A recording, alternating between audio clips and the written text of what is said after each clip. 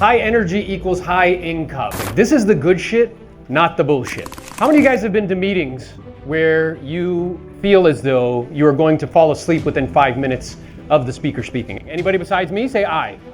I'm sorry, high income equals high what? And our intention today is really to equip you with what you need in a changing environment. Because has anybody besides me noticed that the environment has changed dramatically? Anybody besides me? I need to really have a plan in place for when the environment changes. And to illustrate my point, let's imagine for a moment that we were all gonna go on a trip together. Let's say we decided to go to the beach. Now the beach is a very specific environment, is it not? And it requires a very specific strategy because environments require strategy. Now let's say we wanna really enjoy our time at the beach. What would we need? What would our strategy be? What would we bring with us? Okay, sunscreen, what else? Umbrella, what else? Towels, what else? This is awesome. Snacks, what else? Drinks, I heard. Yeah, okay, what else? A book, what else? A bathing suit would be good, so you're not naked. Yeah, that'd be fucking good. We all know that strategy, do we not? Anybody besides me ever screwed that strategy up? Ever forgot the sunscreen and ended up burnt to a fucking crisp? Anybody besides me? Yeah, how many times does that happen? Maybe once or twice, and you learn your what? Lesson about that particular strategy. Is that accurate? Because environments, very specific environments require specific strategies. Yes, high energy equals? Okay, good. You guys are getting with the program. This is good. I like this. Now let's imagine that we were going to change our environment. We go skiing. That is a completely different what? Strategy is required for that environment. Is it not? Yes. So what would our strategy be then? Warm clothes. What else? Snow boots. What else? Jackets. What else? Gloves with a little hot shit to keep your hands warm, right? Do you notice that we have strategies for particular environments? Is that accurate? Yes. Exactly. Now, what would have happened if we tried to use this strategy for the beach for the strategy for skiing? What happens? A sad story, Peter says. A very sad story. You are not going to be a happy individual. Do you understand? So here's my question for you. We all agreed that the environment, because real estate and the market is an environment. And, newsflash, it changes. But what happens if I'm using the same strategy for a different environment? A recipe for failure. Oh yeah, and I watch you guys do it. I watch you guys bang your head against the wall using the same strategy over and over again for the beach when you should be using a strategy for skiing. And then you start to think there's something wrong with, no, that's not true. You're just using the wrong strategy. Would you think there was something wrong with you if you forgot sunscreen? Would you say I'm a terrible person? No, you just screwed up the strategy. And the same is true here. How do I know that this is true? When I first started selling real estate in 2006, that was a very specific economic environment. Now, was anybody here actually selling real estate at that time? Show of hands? Okay, just a handful of people. What was that environment like in 2006? Crazy. So 2006, multiple offers. 2006, relative cheap money. 2006, prices going up 18 to 20%. 2006, the lenders in the room had no standards. They were loan skanks. Okay? You know what you could actually do back then? You could say, hey, you know what? I make $150,000, and they wouldn't even fucking check.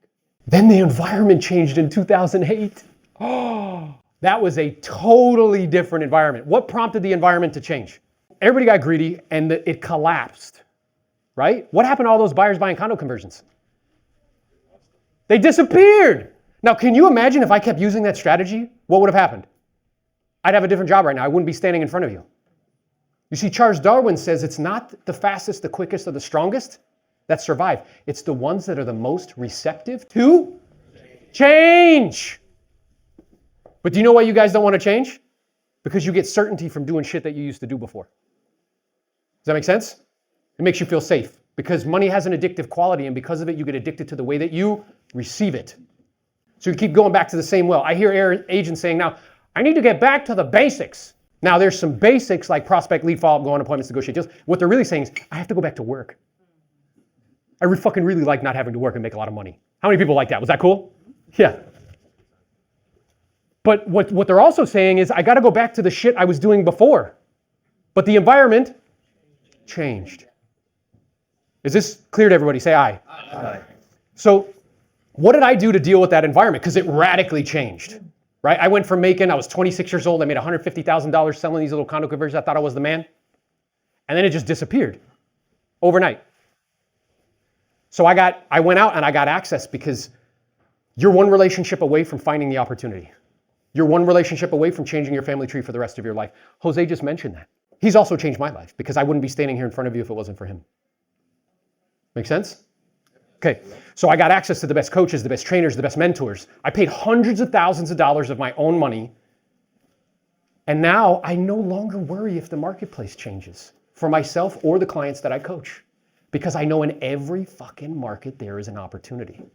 I just need to know where it is, not where it isn't or was. Yes. You see, the law of finding says you'll find something when you look for it where it actually is, not where it isn't. If you're looking for it in expireds right now, hey, guess what? It's not there. Your inventory is this low. How many expireds do you have a day? How many people who prospect? 3. Is that enough leads to do the deals you want? No. So if you keep banging your head against the wall, what is that a recipe for? You should probably try it different.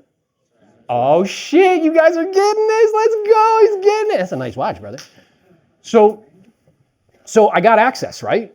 And now I no longer worry about that. And I believe that everybody in this room, guys, fully and completely, the way I know the sky is blue and the grass is green, is that everybody in this room with the right strategy, if they knew where to look, and the right systems and the right skills, you can dominate any marketplace, including this one. Let's go.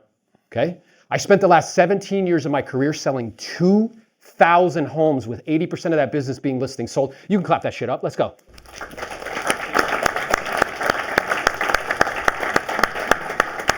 And that was because I shifted with the marketplace as it changed. And I changed my strategy. Okay? So what me and Jose are going to do today, because we were thinking about this, just giving you guys a listing presentation, that would have been fantastic and amazing.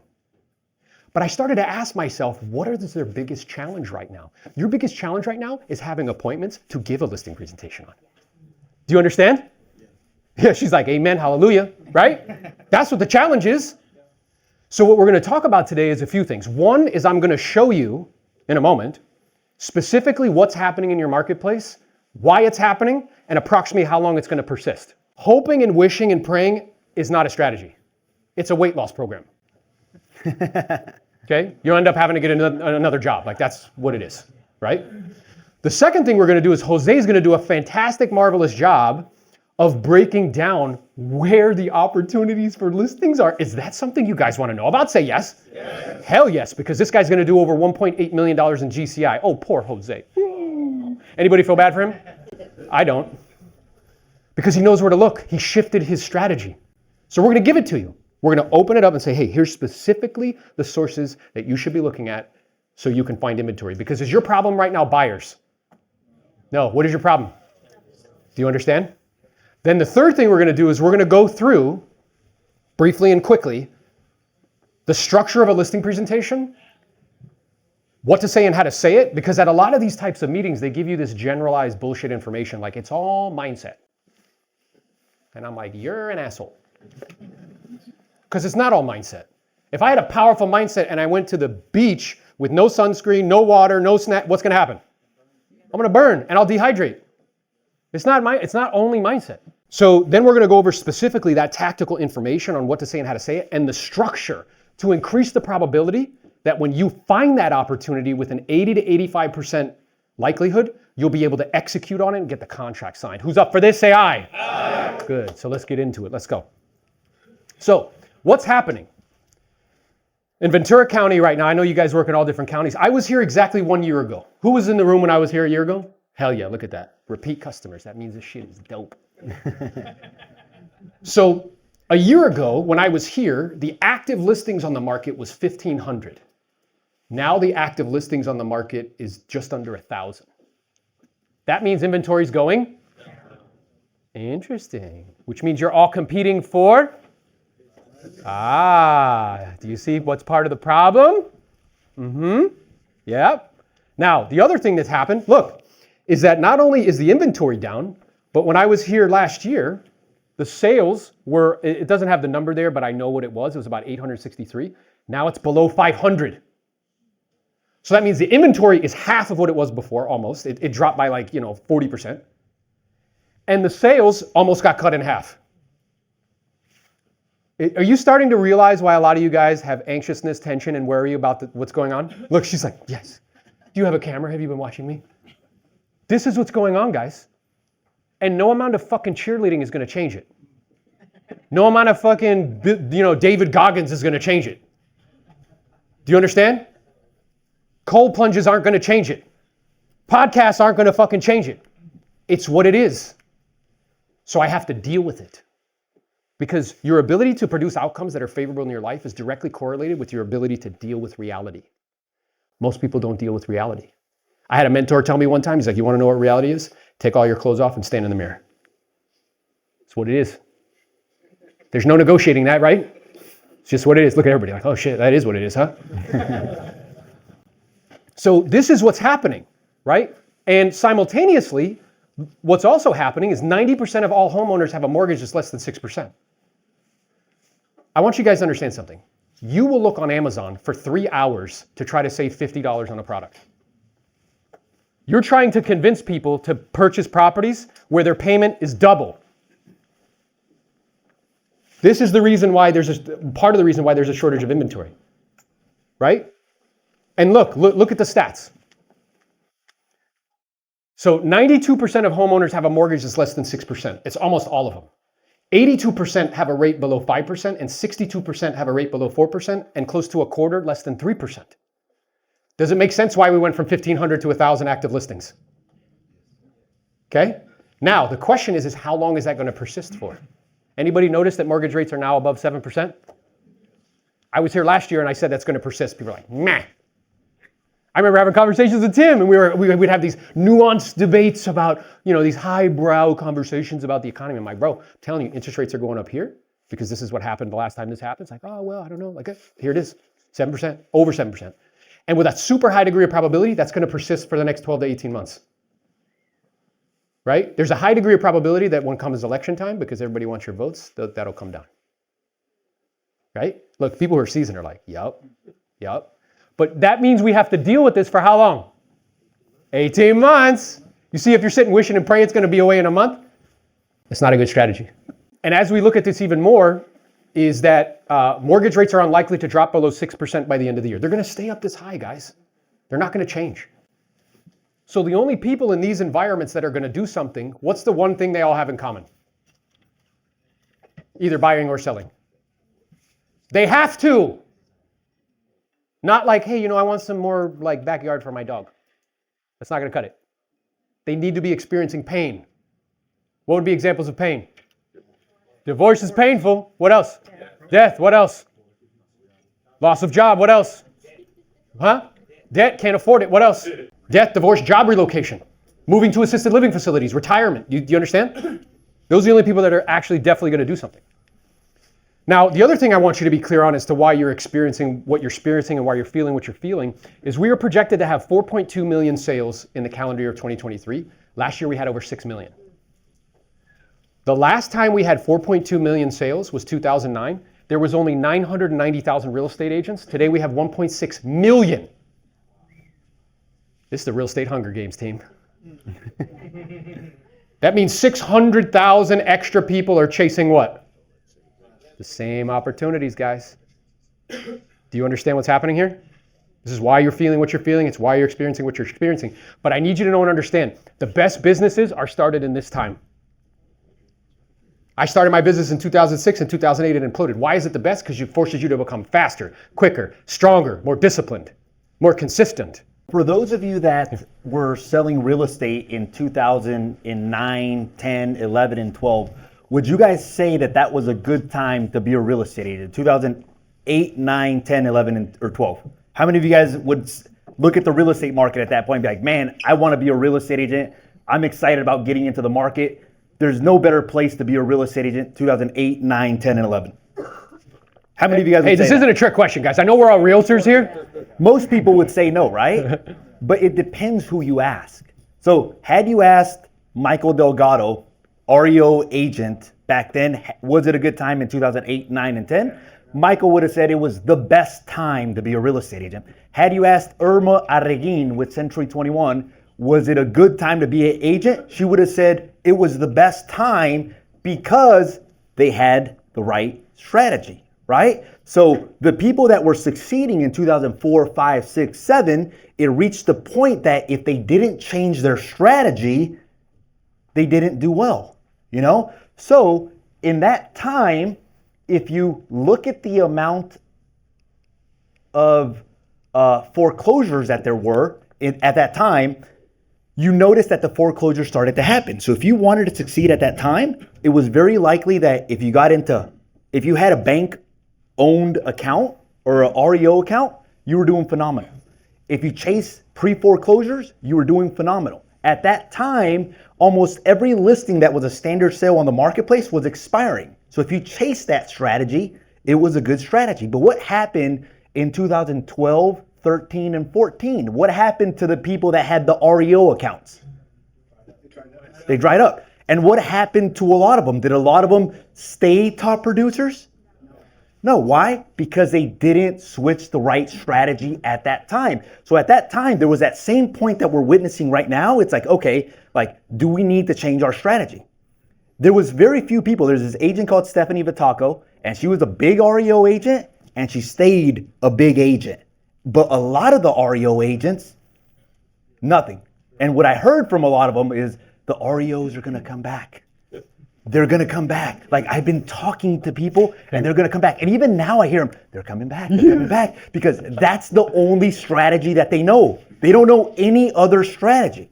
So what we did, because we've adjusted, what we did is we started we started talking to people. So this is the way that real estate agents think. Most real estate agents think expireds. What else? Okay, and then what else? That's it. You guys have essentially been brainwashed that those are the only sources of business. That's all. That's it. So what I've done in my career is I've thought about, like, okay, there's real estate investors out there, wholesalers and flippers, right? And they're getting deals, and their target market is a motivated seller, right? Who's my target market? So what I started doing is I started attending these flipper conferences. I started attending these wholesaler conferences, and I said, hey, what are you guys doing to find motivated sellers? And that's where I started coming up with different lists. So I started coming up with different lists that were different than the traditional expires for sale by owners and expires. And I don't think there's a slide on here. Yeah. Well, and the other thing that comes up for me, so during that time too that you were explaining like the REO, yeah, that was also the time where I started selling real estate. How many expireds were there in 2008, 9, 10? A lot. So I used that strategy. I did 100 deals one year and 75 were expired listings. There was like 350 a day. I couldn't even call them all. I'd set 3 appointments a day and cancel 2 because they didn't have equity and go on 1. That strategy murdered it at that time. But then 2010, 11, 12, the marketplace gets better. What happens to expireds? They go away. And you know what I did? I'd love to tell you that I had this very like mature, oh, this is changing. I should probably change with it. That is not what happened.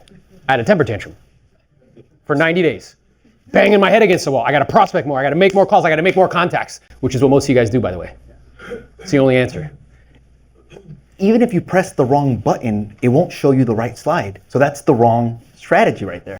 But this is what happened to pre-foreclosures. If you look at pre-foreclosures, they were up and then they started to go down. That's right. If you look at expired, boom, look, they were up. So when you hear, when I say that I did 100 deals and 75 were expired, your thinking goes, holy shit, because you apply it to now. You're not recognizing that there was 350 of them a day. Look this is when I was doing this. So yeah, was that a dope strategy then? Yeah. 100%. But then as this happened, was that still a dope strategy? No. So what I did after 90 days of smashing my head against the wall, I got really pissed off. And I don't know about you guys. Have you ever guys been in a situation personally or professionally where you're like, look, this is unfucking acceptable to me. I will not do less. I don't know what the way is, but I'm going to either find the way or make the fucking way. Anybody besides me have that experience? Say yes. I'm sorry. Anybody besides me have that experience? Yes. Yeah, so that's what I did. And what I got into a mastermind group. There was a dude who was talking about probates. I didn't know shit about that. Like literally nothing. But most of you guys don't want to put yourself in environments where you don't know anything because your ego's too high. You're not willing to put yourself into a situation where you're unconsciously incompetent. You don't even know that you don't know. But I got in this mastermind group and I was like, oh shit, where do you get the leads? How do you get the phone? Like, what's this process? I figured it out. Within 5 months, I stopped selling. I stopped calling expireds altogether, and probates became 50% of my business. I changed my strategy. Now, this is market specific as well too, because even if we look at Ventura County, the amount of probates that we have relative to Heaven's Waiting Room. I live in Heaven's Waiting Room, guys.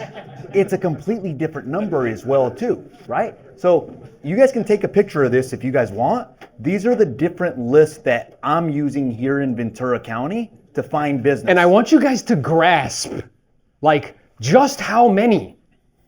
You guys call 3 sources at the most. And you're like, why can't I just do it?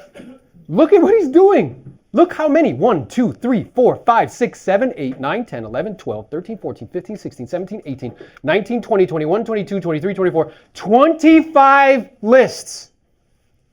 Is it magic that he's going to do 1.8 this year? He's dealing with reality. Is this making sense? Yes.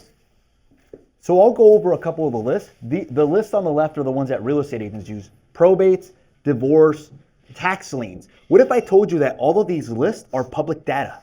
Like, meaning like, can you find out if somebody's delinquent on their taxes? Do you think that that person might be going through financial hardships? Do you think that person, because they don't want to lose their home to a tax lien, is maybe thinking about selling their property? Do you think it might be a good time to have a conversation with them? Bankruptcy. Do you think somebody who's going through a bankruptcy is potentially somebody in financial hardship? Do you think somebody who has a code violation is somebody that is going through a financial hardship? Do you think somebody who's going through an eviction process maybe is tired of dealing with tenants and might say, forget this, I don't want to re-rent my property ever again? Do you think that maybe somebody who's renting their property by owner might say, I don't know if I want to rent out the property anymore, or all the applicants that I'm getting, maybe they're not the type of applicants that I want to rent out the property to? What about people who have adjustable rates? Hey, they had an adjustable rate in 2004, 5, 6, 7. All of a sudden, that adjustable rate is going to go up or is scheduled to click. And by the time they try to refinance, they're going to go from a 4% to a 7%. What about people with home equity lines of credit? Do you think that maybe they were paying 2% at some point when they got the equity line of credit? All of a sudden, they're at 8%. Do you think maybe that messes up their budgets? Do you think that's a good time to maybe reach out to them? What about people that are building accessory dwelling units here in Ventura County? Do you think that there's some investors building accessory dwelling units to rehab them and sell them? What about people that are having garage sales? Have you guys ever thought about like, hey, they're having a garage sale. They might be clearing up. They might be thinking about selling. All of these lists, people that are in foreclosure, affidavit of death, obituaries. What about people that have reverse mortgages? What if I told you that all of these lists are public data? And that if you do a little bit of homework, that you can actually find these lists, then you can find phone numbers for them, and then have conversations with these people. Right? So some of you guys look on the MLS, are like, man, listing taken, listing taken, listing taken, listing taken, and it's not magic. I just said, okay, if the only people that are selling are people that need to sell because they don't want to give up their 7% rate, these are the people that need to sell. Have to. That right there, guys, is like $1 million worth of game. Is this not tactical information? Is this not practical? Is this not guns and bullets? Do you see what I'm saying? That's the difference. So now you can no longer say that you don't know. So I've had people reach out, but when I tell them get on a call with you, they don't do it. Okay, but then how are you telling? See, you said something. You said I tell What I them. do first is I send them the videos. 'Cause Good. And then were you like, hey, were they helpful? no, I don't follow up on that. I guess that's what I do. I got you now, SpongeBob. Hey, was it helpful? What'd you learn? I'm curious, are you getting that level of training where you're at? Or are they telling you to give out pumpkins?